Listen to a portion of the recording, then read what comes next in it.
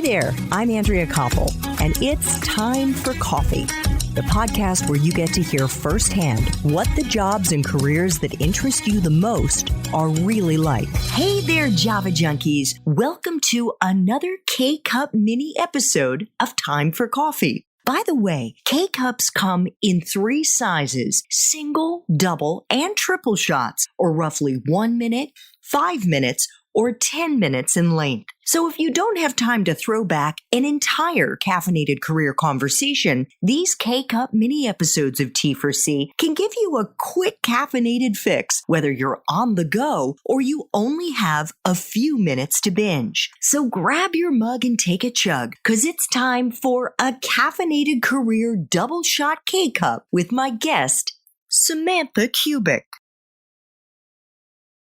As we heard you explain at the beginning of our discussion, Samantha, one of the things that initially held you back from direct client services was your deep and understandable concern about potentially getting re-triggered. I'm curious, has it ever happened to you, and how have you managed to keep, if it's at all possible, from getting re-triggered through the huge caseload that you're juggling? Yeah, it's definitely happened. I remember the first time it happened because it sort of knocked me on my feet, or off my feet, I should say.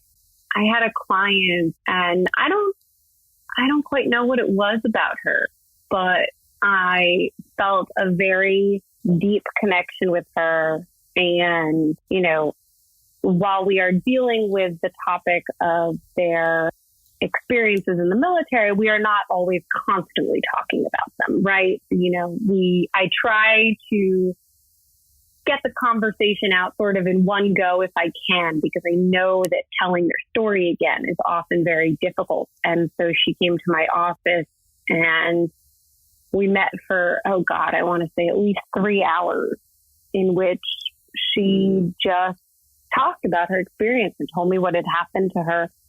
And it was partially the power of her own words. She was a very evocative speaker, and you really felt as if you could imagine being there.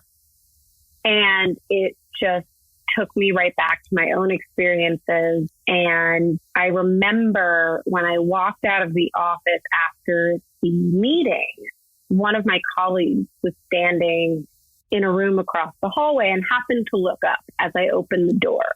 And I don't know what my face looked like, but it must have looked like something had happened, because they came over to me and said, "Are you okay?" And I said, "I don't think so. I don't think so."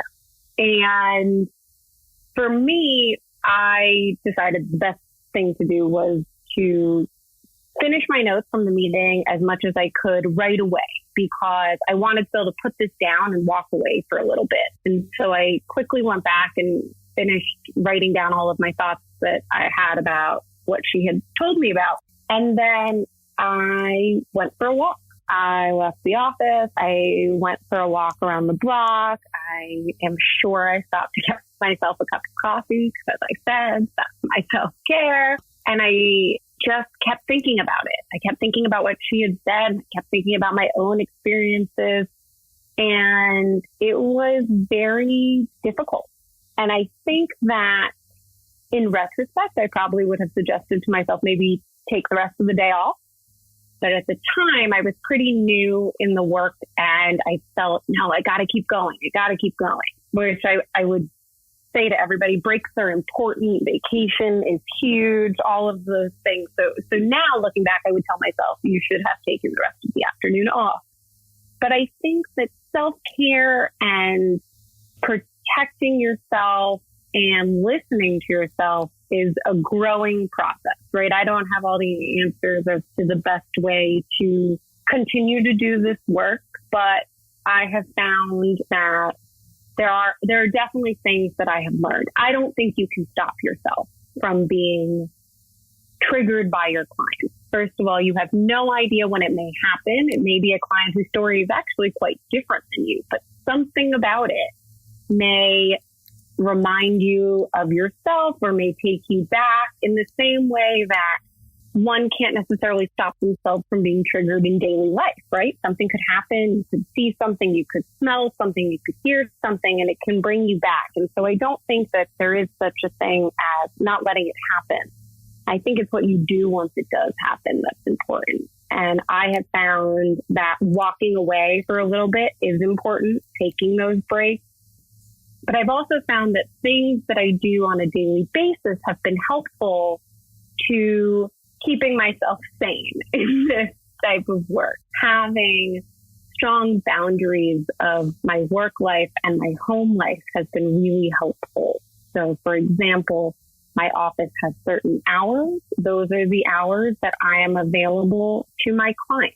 I may do work outside of those hours, but I am not available by phone or email to my clients outside of those hours, because otherwise I would likely never stop answering them. And so needing to set those limits, which I also think is helpful to them, because there are other supports available to my clients that are not me. They have therapists, they have family, they have social workers, they have, if they need it, crisis hotlines available to them, things like that. And so explaining to them from the outset that there are places they can go if they need assistance outside of my office hours has been tremendously helpful. Having supportive colleagues, I think that where you work is so important to how you feel about your job. And for me, having colleagues who know about my own experiences, having colleagues who can check in and do what that person did in that experience I had, where they immediately could tell from my face something had happened. Sometimes it's silly things like, watching videos of cute puppies on YouTube, but little things that keep you smiling and keep you going and provide some sort of break from the heaviness of the work are all really important. And it's going to be different from person to person, but finding those things that you have. And it can be even harder, I feel, now in coronavirus times, where we are literally working out of our home. Thanks for tuning in to this K-Cup mini episode of Time for Coffee. If you want to listen to our entire caffeinated career conversation, please check out the show notes for this episode. Thanks so much for listening to Time for Coffee, where the professionals in the jobs that most interest you always have time to grab coffee 24/7, no matter where you live. I have one quick favor to ask you. Remember to rate, review, and subscribe to Time for Coffee. Thanks so much.